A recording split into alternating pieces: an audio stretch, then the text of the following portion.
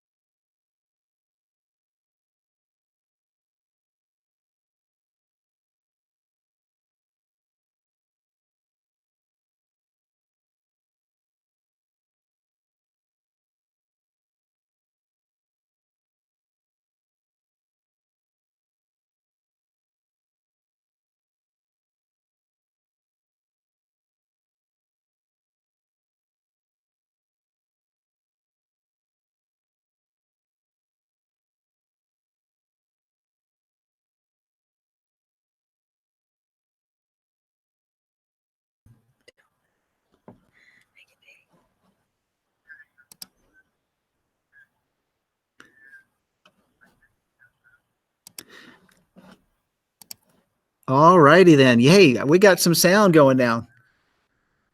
All right. So you can hear us. Can you hear me now? That's the question to ask. Can you hear me now? We are live now. And everybody Okay. sees you on Thanks, the phone. Mark. Yeah. So, hey, we're sorry about that, but we're excited that you joined us. So don't tune out. We've got lots to talk about tonight, lots to share, and we want you to join us. Yes, and because we were talking and it wasn't going out, let's introduce ourselves again. This is John. And this is Sandy. and you are listening to Walking in Spirit and Truth. We're really here and we're really live, and we're really live on Lamb Radio and YouTube Live. I think you just like to listen to yourself. Say your name. Well, that's kind of fun. Just kidding. So now, as you were saying. Well, I was just saying there's a lot to talk about tonight, and we want you, if you're listening and you're not on YouTube Live, why don't you join us? We would love for you to do that. If you're listening on your drive on the way home or however it is, you just keep listening, because we're going to be talking more about water, because water is so integral in our lives spiritually and in our lives physically. It matters. It does matter. Boy, we were talking a little bit. I guess you talked a lot about that last week, didn't you? But There's so much about water. There is a lot about water, but I want to just take a brief moment, just a few minutes can you update us on what's going on around the world? I think one of the biggest things that people are kind of keeping an eye on but this migration train that is coming up from South and Central America is quite a big deal. And if you haven't been watching or you're not paying attention, it's one of those things that it's more than a coincidence that all of a sudden we have this migration train coming up where they will be arriving at the U.S. border sometime in and around the election day here in the United States. And why is that? And how in the world do you get 7,000 people on a migration train unless there's pre-work done?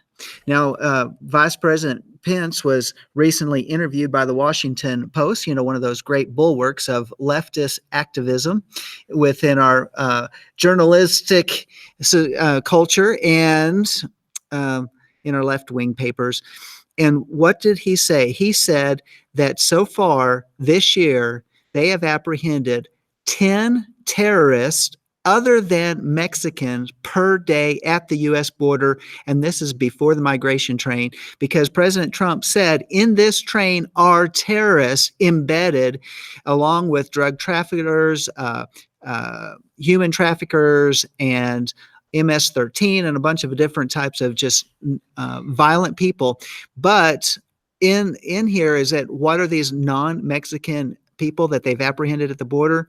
These are those that are non-South Americans. These are those from the Middle East, and they have a terroristic origin, and they want to do our country harm. But if you think about that, 10 per day, that's like 4,000 they've apprehended since President Trump has been elected president. That's a lot. And how many more are embedded in this train right now? Well, I would say a lot. And I like what Tova said. I agree with you. There's our October surprise. Soros pays them. But here's something else to consider. And they actually had video of them handing out money to all these migrants. And by the way, they're saying, oh, these poor people, they're starving. They're coming from difficult places. These are the, I'm going to be careful how I say this, but they are very healthy looking people that are the healthiest looking starving people I've ever seen in my life. Okay. And let me ask this question, because I noticed this observation by someone else today, is that you've got these however many thousands of people there are. There's no bedrolls. There's no food supply that they're packing, but yet they have the energy to keep trekking 25 miles a day. Actually, are they tracking themselves 25 miles a day? And where are they staying at night? Because something is a little off. Something is a little They off. didn't even bring bedrolls or sleeping bag, but they're all healthy and strong, and I don't know. And willing to make this trek all the way across some very dangerous areas. And of course, the last part of the trek will be across desert. It is quite a trek. That's all I know is we need to stop it. And I know that. And Tova said they're clean too, and so did Joe. Yeah. Think about that. It's just not right. Are they actually doing the walking themselves? What's actually going on? And there's kids there. Kids aren't going to be able to walk 25 miles a day. So I'm asking what is really going on? So the picture that we're looking at is that they've taken really a poor class of people and weaponize them to use them as a weapon against the United States. Now, what is this a sign of? This is a prophetic sign of invasions and mass hordes of people invading a nation, is a sign of a nation that Yahweh has abandoned. And so it looks like, what are we doing? You know, I don't have a problem with legal immigration, because there's a process. There's a process to bring people in, to vet the people and all that sort of thing. But we're talking about illegal immigration, trying to take advantage. It's not that we don't care about the people, is that there's a right way to do it. And we are a nation of laws. But this is really a symptom of a prophetic outlook of what Yahweh says will happen to a nation that turns its back on him. And that's what's happened. This nation's turned its back on him, and you can't put it in any other words other than where we might have been a decade ago is not where we are today. We had the opportunity to repent, but the hordes have been released upon us. It's the same thing that's happened to Europe. The hordes were released onto Europe, and millions of migrants were brought up out of Africa and out of the Middle East, and it's the same. And it's the same plan. thing, It's same the same. plan, same process. Yes, it's part of the George Soros group funding that's making Why this can't happen. he be stopped? And by the way, it's not only that, these leftist activists, Bolshevik type of groups down in Central America that are organizing these hordes, they are being financed as well, which has come out, and Vice President Pence was talking about this, by Venezuela. So it is part of Venezuela's backhanded way where they know that they cannot attack us militarily and have any type of effect, but they can break down our culture by sending hordes to our borders. And what are we going to do?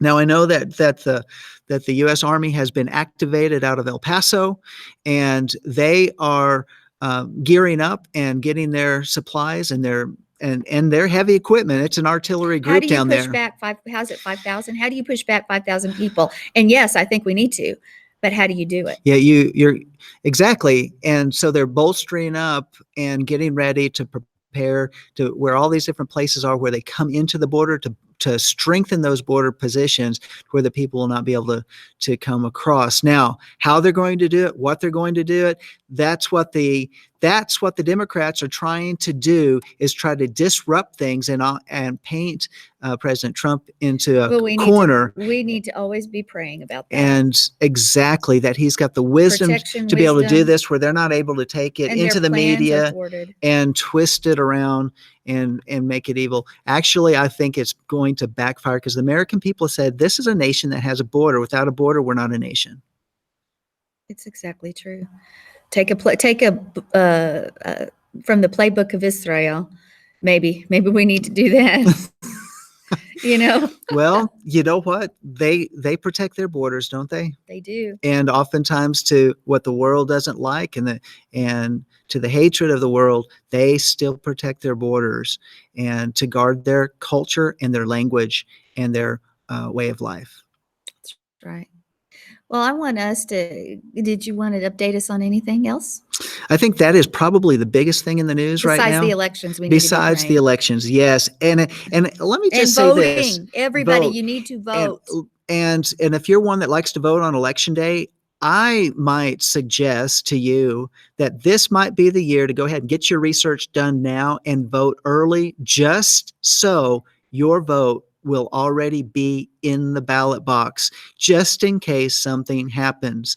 Because I've heard, though, that they don't even count those votes until after the election. They may not, but here's the important thing is, what could happen on Election Day that could disrupt polling places across the United States and prevent many thousands of people, hundreds of thousands of people, from actually getting out to vote. This is one of those years that every one of our votes counts, that it could be decided by sheer single digits in some precincts. And if you get out there, get your votes in now, and I might recommend this. If you don't trust the electronic ballot boxes, which I don't really have a lot of faith in, ask for a paper ballot. And but could they lose the paper ballot, et cetera, et cetera? They could do that as well. But the thing is so I don't trust that either. Get your ballots in, get the vote in, and get the vote in early. So what do you do? all of a sudden, well, they did it abnormally, so the paper ballots are lost or put aside. You know, I appreciate but you're talking about practical things, but this is what we can do right now. And I don't know. I think paper electronic- ballots, if you do have honest people at the polling places, I don't believe there are honest people at the polling places. if you do, at least there's a paper record because of the algorithms and that type of thing in the computers. I just don't trust them. I don't trust just doing a paper one either. I don't trust it. Sorry. Might have a hanging chad. Oh, let's not go there. Well, I think we should start. We should start with our lesson tonight. I appreciate your cynicism, Sandy. You created me. I don't even want to go there. I used to think the world was all rose. No, I didn't, but I didn't think it is like it is now. So anyway, why don't we open our word to I like what Joe says. We need to go vote and pray over our vote as y'all to protect it. our That is vote. the key, Joe. You are right. Bingo. That is the key. There we go. Okay. Okay, take a breather, Sandy. All right. So are you going to read the scripture for us today? I will read the scripture. Let's turn to Genesis 2, verses 4 through 15, because that's the text we're going to be studying out of for a few weeks. And I know we did a little bit of this at Torah Talk not this particular because we're ahead, but it was so good. It was really, really good, but it was good last week too. So this is Genesis chapter 2, verses Yes. 4 through 15. Correct? yes. All right. This is the account of the heavens and the earth when they were created in the day that Yahweh Elohim made earth and heaven. Now, no shrub of the field was yet in the earth, and no plant of the field was or had yet sprouted, for Yahweh Elohim had not sent rain upon the earth, and there was no man to cultivate the ground, but a mist used to rise from the earth and water the whole surface of the ground. Then Yahweh Elohim formed man of dust from the ground and breathed into his nostrils the breath of life, and man became a living being. And Yahweh Elohim planted a garden toward the east in Eden, and there he placed the man whom he had formed. And out of the ground Yahweh Elohim caused to grow every tree that is pleasing to the sight and good for food, the tree of life also in the midst of the garden, and the tree of the knowledge of good and evil. Now a river flowed out of Eden to water the garden, and from there it divided and became 4 rivers. The name of the first is Pishon. It flows around the whole land of Havilah. And there is gold, or where there is gold, and the gold of that land is good, and bdellium and the onyx stone are there. And the name of the second river is Gihon. It flows around the whole land of Cush. And the name of the third river is Tigris, and it flows east of Assyria. And the fourth river is the Euphrates.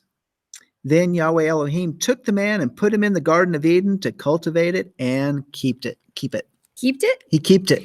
Hey, since we are sitting here at Life of Worship, would you mind going and getting that black menorah over there? Would you do that for me? I will do that for because you. I left my little teaching one at home. All right, so we're looking at the rivers here. We're going to look at Pishon today, and probably over the next few weeks, we're going to look at what's actually in the Pishon, which John read. But what we talked about last week was that Yeshua is the living water. He is the light. Thank you. We'll look at that in just a second.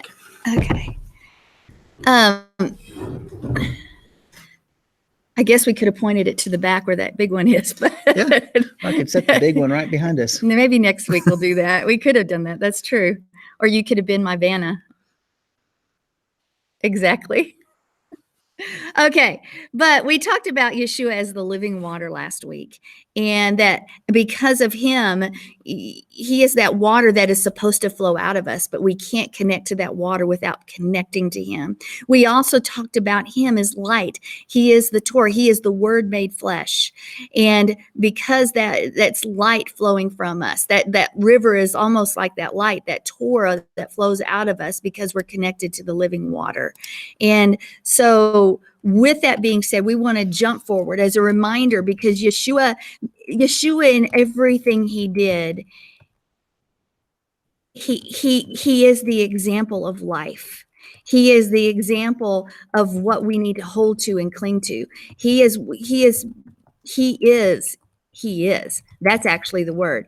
But I want us to look at how these rivers are going to be connected to the Moed, connected to the 7 assemblies of Revelation, connected to the 7 days of creation. And I know that I've taught this before in our congregation, and I may have even said things here before. I know this is a black one. This is one we got at Monty's years ago, I think. But when we look at the number 4, we talked about that a little last week, how 4 and 7, they're both numbers of completion here. When you have 4, it's still as if you had 7. And so I know that seems confusing, but I want us to picture these rivers placed on this menorah, placed on the menorah that you have, placed on the menorah. I want you to picture that as we go along. We may get that out a little bit more here in a moment. But when we look at the rivers here, and like I said, I want you to connect them to the feast and everything else. The first, the water source, that the main river, which, let's be real, we talked about that last week. What is the main river? Just as the Shamash, just as the center here where everything else flows, that is Yeshua, the river of life. So remember that. Okay. So we know that it divided into 4 water sources, and 2 of the rivers were Pishon and Gihon, and they're specifically described as cyclical. Now, when you think about that, I want you to think about what else is cyclical in Scripture. Well, we have the Shabbats are cyclical. We've got the feast days are cyclical. They're cyclical. Because and everything is actually cyclical. Actually, we know that what like happens to the fathers. The process of the moon is cyclical. We've got the process of the seasons. All of that is cyclical. Right. And so it's the same with when we picture these rivers of Eden, at least the Pishon and the Gihon, because they're like our Moedim. They flow like a circle. Moshe, if we remember those Moedim, Moshe wanted Pharaoh to let them go so they could have a pilgrimage festival, and which is like a circle. The feasts are really a circle of the seasons. They're part of our life. They're going to keep coming around. And as I was trying to say when you were talking over me, what happens to the fathers happens to the sons. So we see that cyclical movement throughout Scripture. We don't think that way. We think linearly. And because we think linearly, sometimes it's hard for us to grasp things in the Word because we have this Greek mindset. And it is so different than that. So the rivers of the Moedim, think about that. These 4 rivers, and let's put them on the menorah. Now, something else that I was talking with people last week is that I asked the question, are we moist? And that is a really, really odd word or phrase. And the answer would be, think about a dry riverbed. It is dry, it's dead. Think about foliage that's dry and dead. Let's think about what is something like when it's parched, when there's no moisture. It's actually dying, right? And it's the same with us. If we are not connected to the river, we've become dry. If we're not connected to the Ruach HaKodesh, the Holy Spirit, we are dry. And we are actually, what good are we? What good would you say? If we're dry, then what happens to us? If you think about what happens to a tree branch that becomes dry, it's brittle, it's not bearing fruit, it crumbles. And what's it good for? It's good to be cut off and be thrown into the fire. It's good to burn. That's right. So I want us to always remember, because the water is playing a part in all of this. The water is playing a part. Joe said we get blown away, and that's absolutely true. Think about a dry leaf, and you put it between your fingers, and if there's a wind, it's just going to blow. And then you think of the leaves that are still on the tree. By the way, Amariah today, our granddaughter, she was fat. She had to touch the leaves of the tree today. I have no idea why. She does that a lot, but today she points and she had to touch. And when she touched them, there was still life in them. They were still connected to the tree. Are we connected to the tree? Are we connected to the river, so that everything that comes forth from us will have the residue of water, will have that living water, leave the remnant of that living water when we speak with someone, when we interact with someone? That's the question. I was going to say she takes after her Sonny, who likes to have that tactile thing, touching everything. I do. I have to touch lots of. Okay. If you go People through a don't store, need to know that. yeah, Sandy. I'm going to tell you, when Sandy goes through the store, she's touching this fabric and that fabric and I this want to thing and feel that it. thing. She wants to see, what does that feel like? You go to like a nursery where there's plants and stuff. She's feeling the leaves. That's Amariah taking right after you. Well, maybe it's a good thing. It's in the blood. I guess, whatever. But back to the moisture. If we are not connected to the word, to the Torah, if we are lacking light and we lack the moisture that we need to bring forth and be that well of living water for others. And what do I mean by that? We are the body of our Messiah who is supposed to bring forth that word. So, and that word brings life, and it's from the river. So it's just a thought. Just think about that, because we remember that scripture says that Moshe's moisture was not diminished. Think about that. That's true. So, because he drank from the rivers that Yeshua spoke of. So we need to remember that. It was Moshe's job to take Israel to the land, to take the children of Israel to the land, the people, and so they could dwell, but not to dwell there, but to prepare them for what was ahead, to prepare them for war. Okay, so let's do a quick review of the Hebrew word river. We did discuss it a little bit last week, but we've got to remember that when we look at that word, it was far more than water. It is to burn, to radiate, to shine, okay? A beam of light, to give light. So when you think of the river, again, this is review from last week, but it is literally that reflection, once again, that Yeshua in the Torah is light and life, and it sparkles and it radiates, and that very thing should be coming forth from us. And if it does, maybe it's even part of the clothes that Mr. and Mrs. Adam wore. Maybe so, I don't know, but it should be radiating. If we have that river of life coming through us, then we should be radiating. So I want us to remember that concept as we continue to talk about the river. It's not just that liquid form of H2O that we might recognize or think conceptually today. All right. So we remember that what was Adam? He was supposed to be the lamp of Yehovah in the earth, right? But sin took him out. It extinguished that light. And it was a form, you would say, of abomination of desolation, because it was desecrated. The ground was desecrated. That picture of the temple, of that the Garden of Eden was desecrated because of sin. So we know that Eden was a paradise. We know that the river flowed out of Eden, right? The river flowed out of Eden. Are you going to talk with me here? Yes. Well, when you said that, I was just thinking about Ezekiel's temple, because the temple is a picture of the garden, or the garden is a picture of the temple. I mean, if like Deanna Dye is very good at explaining how that works. And I think about it, Ezekiel's temple, and it talks about the water that flows forth out of the Holy of Holies. And so let's go there. So Ezekiel, let's look at 10 verses. We'll take a couple scriptures from Ezekiel. Let's start with Ezekiel 10 verses 1 through 2. Ezekiel 10, 1 through 2. So, we're now YouTube Live, so they can watch you turn in all your pages. And by the way, I like my paper Bible, just so you know. But I wish we could hear everybody else turning. Okay, but we can't.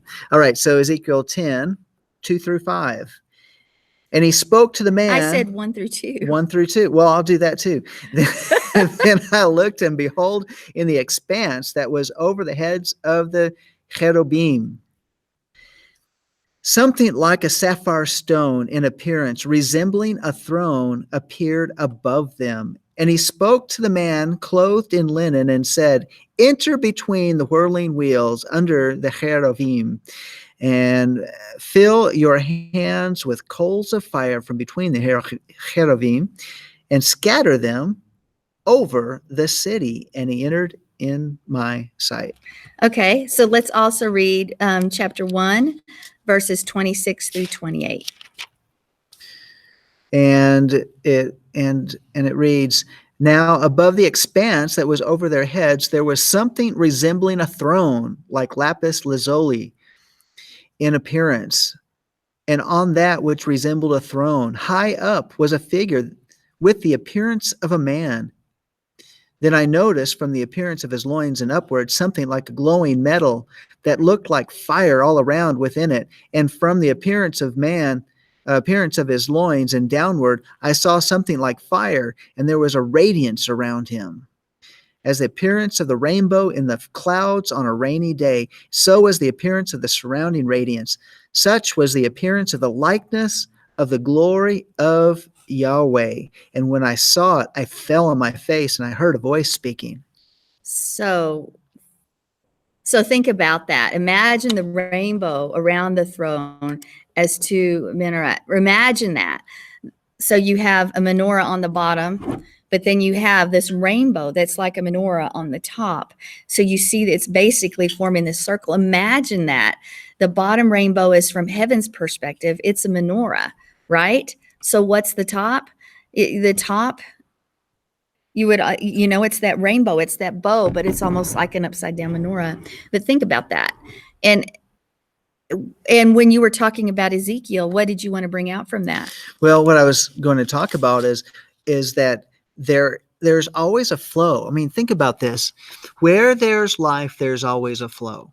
And it always has the head, and it flows down its course.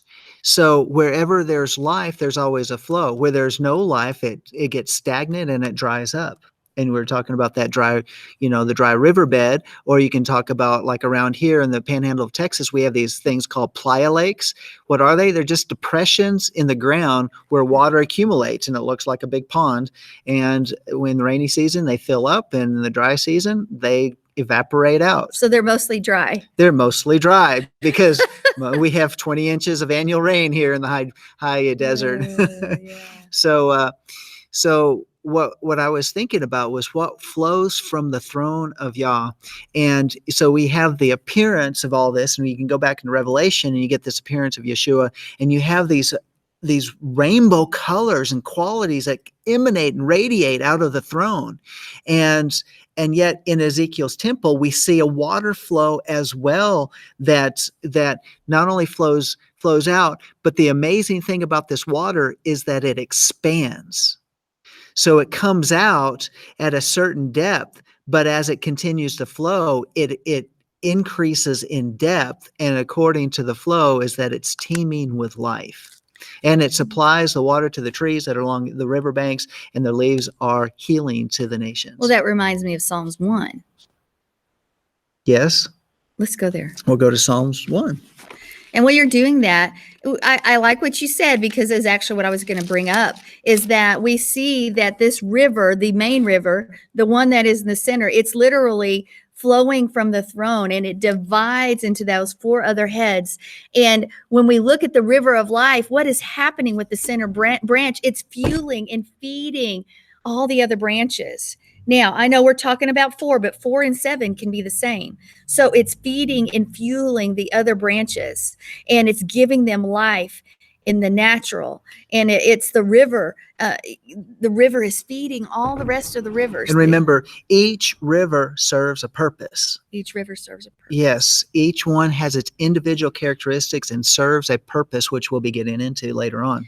Okay. So Psalm chapter 1, beginning with verse 1, how blessed is the man who does not walk in the counsel of the wicked, nor stand in the path of sinners, nor sit in the seat of scoffers, but his delight is in the Torah of Yahweh, and in his Torah he meditates day and night, and he will be like a tree firmly planted by streams of water, which yields its fruit in its season, and its leaf does not wither, and in whatever he does, he prospers. The wicked are not so, But they are like chaff, which the wind drives away.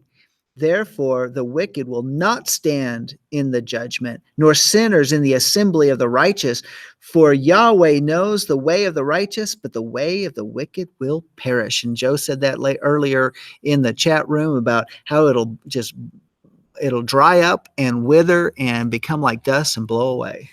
Yes, dry up and wither and come like dust. So from that, we know it goes back to what we've been talking about last week and what we're talking about and jumping into gradually and slowly this week, that we need to be connected to the river, because that's where we will bear fruit. That's the only way we're going to bear fruit in season. Yeah.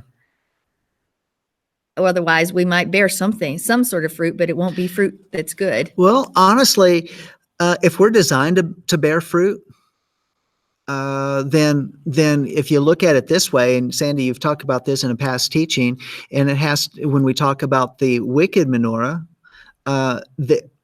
when you think about a tree that's bearing bad fruit, we can bear fruit that is not honoring to Yahweh. And we really must be very, very careful about that, because we don't want to be entrapped by the snares of the enemy. It is truly the tree of the knowledge of good and evil, and it's very deceptive. That's right. That's right. So with that being said, I want you to remember that these rivers that are set on this menorah, they mirror each other, because 4 is actually, number is 7. So when we're looking at the Pishon, which is going to be our first river, that river is teeming with life. It's teeming with the good gold. It's teeming with bdellium. It's teeming with the onyx. It bears that life. But I want you to picture, since it's circular, that picture the first branch and the 7th branch of the menorah. All right. So picture that as we talk and as we discuss it. And it is where it's connected, one more time, to Yeshua, the river of life. So Pishon, we actually know more. Moshe talks more about the Pishon actually than the other rivers. And so there's got to be significance to that when you say. Yes. I just had this other picture because I was thinking about the river. The main river is Yeshua. Well, he is the head source of the rivers. He's the head source of all the rivers. But when we think about it over in Ephesians chapter 5 and the relationship between Yeshua and the bride, it says that the man is the head of the woman. We're not talking about one who puts his thumb over the other, but Yeshua being the life source the life source into the bride. And this is the picture that goes all the way back to the garden. So if now what does religion do? Religion likes to take that and say, well, man's the head and woman's got to submit. No, that's not what the picture that Paul, who is a rabbi, is trying to describe there for us. He's talking about this picture of Yeshua, who is this life source to the bride, to his bride, that is on the earth today, by which we drink the living water from, by which we prepare ourselves, and we're able to take care of those spots and blemishes that are in our gown. Right. And which we learn, which Eddie was talking about this weekend. And that is whether are we immature in our walk in the Torah. Yeah. Our immaturity. Yeah. So let's grow up. Let's grow up. Yeah. Sometimes that's easier said than done, huh? Well, that's why we keep digging in, because, iron sharpens iron. That's and right. We got to hone our blade. Okay. So the Pishon, let's look at it. It is Strong's number 6376. And I want you to remember this as we're studying. It means to increase. All right. It means to increase. So this river has a meaning of increase. Now, if you're looking at the menorah at the 4 rivers, you see that this one divides, it looks at the 1 and the 7 branches. So that's the movement of the Pishon. Now, it comes from the root push, which is number 6335 in the Strongs. And it's actually a primitive root, but it means to spread, to grow up, to grow fat, scatter, to spring about. Think about that, to spring forward. So we have this thing on increase, and then we have this root that's talking about spreading and scattering and pressing on and breaking loose. And I think that's very significant when you think about the river and at that description. And we also need to know that Pishon is only used one time in the word. And Tova, I want to bring this out. Tova brought out that its value is 446, 4 plus 4 plus 6, which is 14. In scripture, 14 is deliverance and salvation. So this river is increasing, and it means increase spiritually, increase, and to spreading, to scatter, to break loose, to spring forward and bring forth deliverance and salvation. I love that, because where's it spring forth from? It comes from the headwaters, which is Yeshua, who is salvation. It's exactly right. Now, when we're looking at the Pishon, we know that it was valuable because it produced life-giving water. Plus, it had beauty and riches in it. So we have this river that's providing this life in the land of Havilah that surrounded the river. So Havilah is number 2341 circle from Hul, which is number 2342, which means to twist, to whirl, to dance, to writhe, to fear, to tremble, to travail, to be in anguish or pain even. It's like bringing forth something, to wait anxiously, to be born, to await. So you have this river that's spreading out, that's increasing, that's bringing forth deliverance. And then you have in the land of Havilah that's bringing forth and waiting anxiously something to be born, something to be birthed through anguish and travail, you would say even.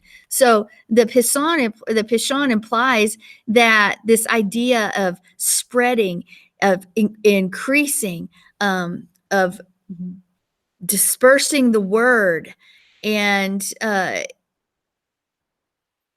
of birthing something, actually, increase. I love that thought, because that's that meaning of that first river.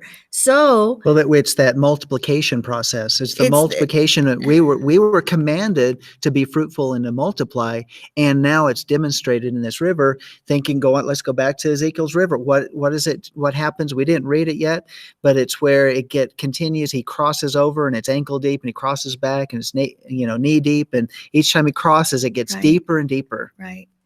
And I think that when we look at that, when we ankle knee, I want to go all the way in, right? Right. Just let the river flow over. And we've had a word about that before, but we see that Yehovah's first priority, one of the things he wants more than anything, is he wants his spirit to flow through us to the world and be dispersed, so that his kingdom would increase and it would bring deliverance and salvation to the people. Again, but you have to be connected to the source of life, to the river. Well, it really has to be, going back to what you talked about earlier, that circular thing. I mean, think about this. When the rain comes down onto the earth, what does it do? It fills the rivers and the lakes and flows out into the ocean, and then it evaporates and it goes back into the atmosphere and creates that circular effect by which life is continually sustained on the earth. And you see it again come down and be birthed as mist. Yeah. That constant provision that's always there, that dew that's always there in the morning, because the world is dry. The world is dead. The world is barren, and it has to be saturated with the Spirit of Yah. We, in our own exuberance, if we go around preaching the Torah, but we have no spirit, again, something is happening, and it can be dry and dead. It might not pierce the hearts of stone and so that they would become hearts of flesh. I'm not saying that just preaching the word by itself is not good. I'm not saying that. But in everything we do, we've got to have the Spirit. We've got to be led by the Spirit. Which is that moisture. Remember, the Ruach HaKodesh is always associated with water. It's associated with the dove and things like that, but water is very significant. And that goes back to what we said. Are we moist? Does what we have when we go here and to and fro, does it contain that life in that river? Right. I mean, think about, this is what Isaiah says, and I don't have the reference, but it says that God sends forth his word. And what's that word to do? It's to go to perform. And that word then performs and then it does not return to him void. And so we have to recognize that in the process of him sending forth his word, it's who is that? Yeshua. Yeshua is the living word. It's his word becoming life within us. His word will bear fruit. And and so therefore, when we stand upon the promises of Yah, when we say, Father, I need a word from you, I need you to speak to my heart. Well, how does he do that? He speaks his word by his spirit. He takes that logos word, that written word that we read within the scriptures, and he breathes upon it, and it becomes life to us.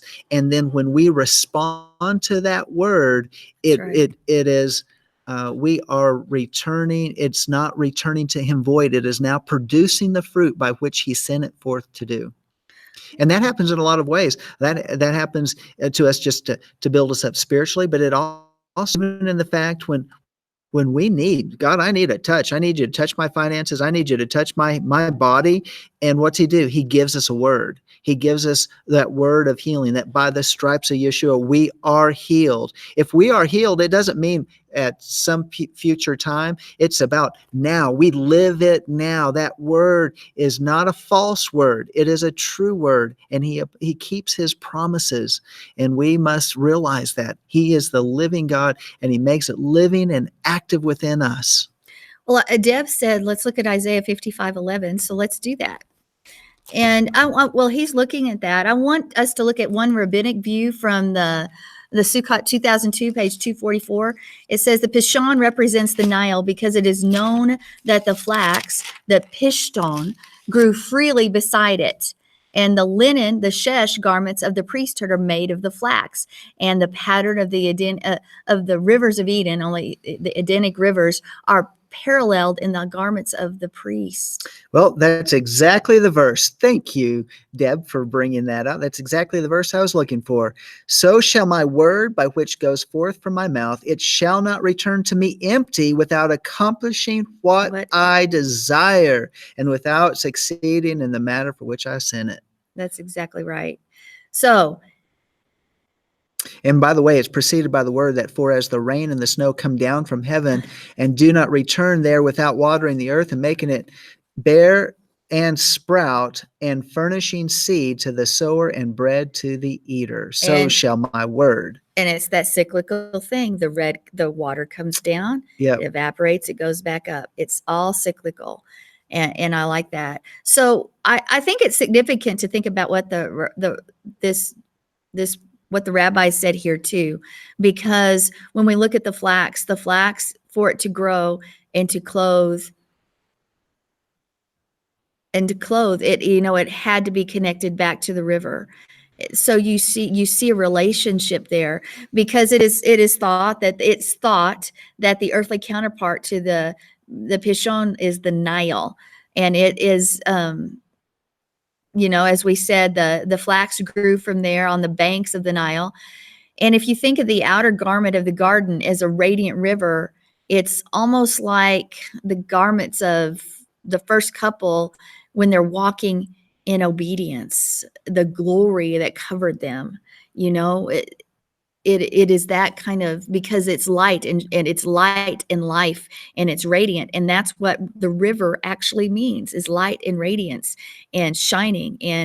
And so is that what covered, in a way, that glory is what covered Mr. and Mrs. Adam. And we see that very thing out of the river. It's very interesting because when you go back to the root of Havilah, which I think it was that, where the root is cool. So this is cool. And that root means to twist, whirl, dance, writhe, fear, tremble. I said that. Yeah. So it's so you think about that twisting and twirling of the river, that clothing that you're talking about think about water. Water is not necessarily limited to a liquid. Think about how water can swirl. And out here in the panhandle of Texas, one of the things that happens in the early winter that we see a lot, actually in winter a lot, we have blowing fog. So yes, we have blowing fog. Fog that blows right in front of you or at you at 30 miles an hour with some of these winds. But why? It's because we're sitting at 3,500 feet and it's just really low flying clouds, so to speak. It's clouds that have come down to the 3,500 feet level, and it's just blowing past us at 30 miles an hour. It's whirling, it's swirling, and it's passing by us. But what happens when you shine a light? It's like at night, and you shine a light, then you get all of these the white of the fog and the brilliance. And what happens when you break down the light within the molecule of the droplets? It becomes rainbow colors. Right. It's the prism Yes. that's reflected. I don't want to speak because we're running out of time. We got to pick up a lot more quickly next week. But Tova did say, when we look at Pishon, she says, Pei, which is mouth, Yod, hand, Shin, consume, Vav, secure, and Noon, life. So it's saying the mouth and hand that consumes and secures life. And I think that's very significant. She went on to say that the water that the Ruach covered over is still here because it goes up and back down and up, et cetera, et cetera. That means the vibration of the hovering is there. And I think that's very important. That's very important when we consider that. So think about this, the hand, or the mouth and the hand that consumes and secures life, that water that's bringing forth increase in the land and the increase because something new is coming forth. And it's a beautiful picture, and I would really like to talk for another at least 30 minutes, but we are completely out of time. So thank you, everybody. Please come back, invite everybody, come back next week. And we want you to know that we do appreciate you listening to us. We like to hear from you. You're our family, and we are so blessed to have you. And with that being said, if you would love John or myself or both of us to come visit your congregation, your fellowship, your group, even your church, let us know. We would love to be a part of that. And if you like what's being said here, drop us a line and let us know that too. And also consider partnering with John and I through Life of Worship. And that you can get to there by going to the website, which is lifeofworshipamarillo.org. Amarillo spelled with 2 L's. And you can click the donate button and partner with us there. You can drop us a line. Our email is low@lifeofworshipamarillo.org. It's also listed on the website. And you can also check out what's going on there, which that reminds me, I need to update it since Eddie's already coming on. But anyway, we are blessed to have you with us, and we're excited to continue this study with you, and we want to hear from you. And so with that being said, is there anything else? No, I don't have anything else to say tonight. It was great. And I'm so glad that we're here on YouTube Live. And I'm actually so happy that I'm not in the same condition as I was last week. Aren't you glad? Yes, I am. So, and thank you for joining us here. If what you see around you, this is our fellowship. This is Life of Worship. Yep, so that's the stage. That really, I bet they can figure that out. Maybe if you live under a rock, maybe you might need to know. Anyway, we want to thank you so much one more time for joining us. And until next week, this is Sandy. And this is John. Shalom.